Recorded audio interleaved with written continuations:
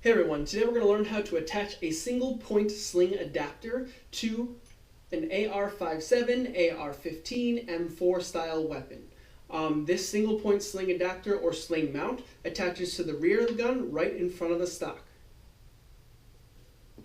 When attaching the sling adapter or sling mount to your AR style weapon, you're only going to need really just one tool, and that's a screwdriver. I also have a flashlight out with me as well just to help highlight some parts when we get to it.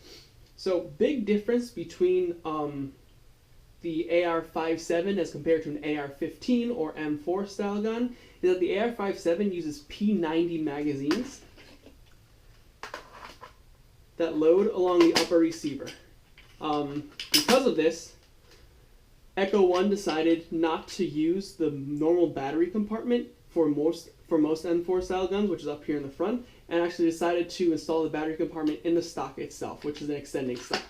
So the only real issue we're going to have today is there's a little bit of wiggling around you have to do when you're taking the stock off and when you're taking the buffer tube off the weapon as well, because the battery wires run through that entire thing. So unlike the actual AR-15 or AR-57, you don't have to separate the upper from the lower receiver when installing this single point sling mount. And normally with an actual AR-57 or 15, there's a spring inside the buffer tube, there's a spring inside the end plate right here that you have to be careful of. This is Airsoft, we don't have those things, we need to worry about it. So first thing we should do, take off the crane stock. All you really need to do is push down on the lever there, pull back until it's at its very end, then you need to lift up and pull out, just like that. Okay, nice and easy. So now you can see the buffer tube, you have your end plate, castle nut, and of course the wires that are running through to where the stock is. Before we get started on anything else, I would take this castle nut, which is right here, just unscrew it a little bit because it has a tendency to fall off when you're taking out the buffer tube. Once that's complete, you have to look down this buffer tube. I'll hope to be able to highlight for you. In there, move this out of the way. In there you can kind of see there's a big screw at the bottom, and that's what you need the screwdriver for. You're basically going to put the screwdriver in there, unscrew the entire thing, and the buffer tube should come right out. Right now I'm just taking the screw out of it. Took a while to get to it, so I had to cut the video a little bit. But basically you'll feel when the screw is ready to come out, and turn it upside down,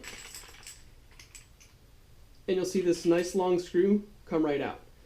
The next thing you have to worry about is this screw was attached to a plate inside the buffer tube here, and that plate has a little slice in it that allows for the wires to go through.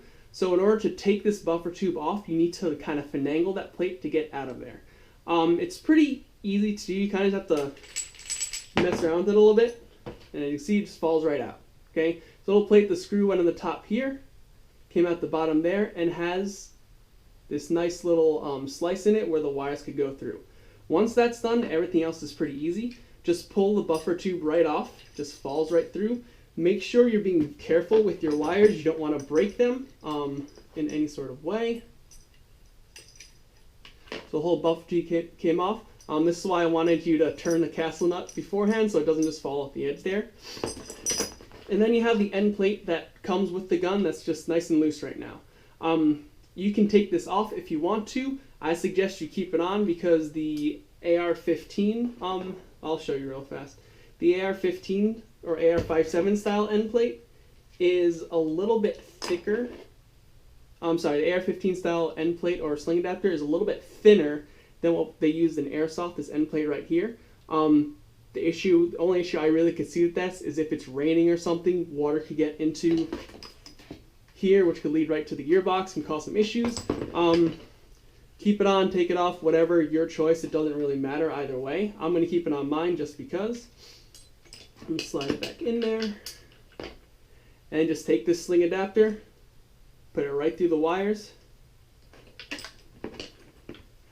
and you have your sling adapter attached. Next thing I do is put everything back together. So start with the buffer tube. Make sure this part that has this little extension on it down here goes towards the bottom.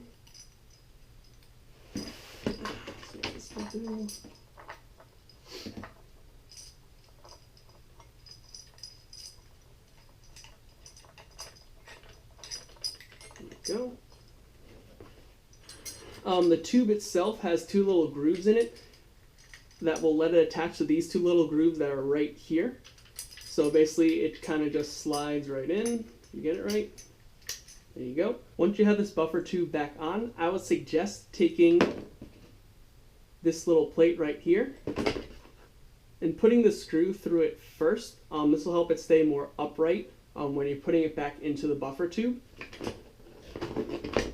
And kind of just push it in with the screwdriver like this, so that the wires are running right underneath this little groove that it has right there. Once you've got everything tightened again, you may still see that your sling adapter is a bit loose. This is where you just tighten the castle nut all the way down and get it to the orientation that you want it to go.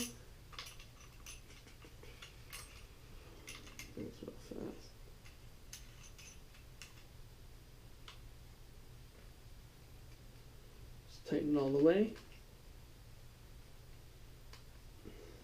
And then your sling adapter is pretty much good to go. Past that, the only thing you really have left to do is put the stock back on the gun.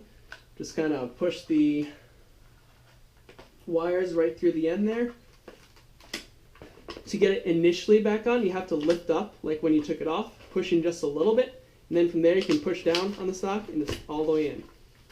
Once that's done, your sling adapter is now attached, and it should be good to go.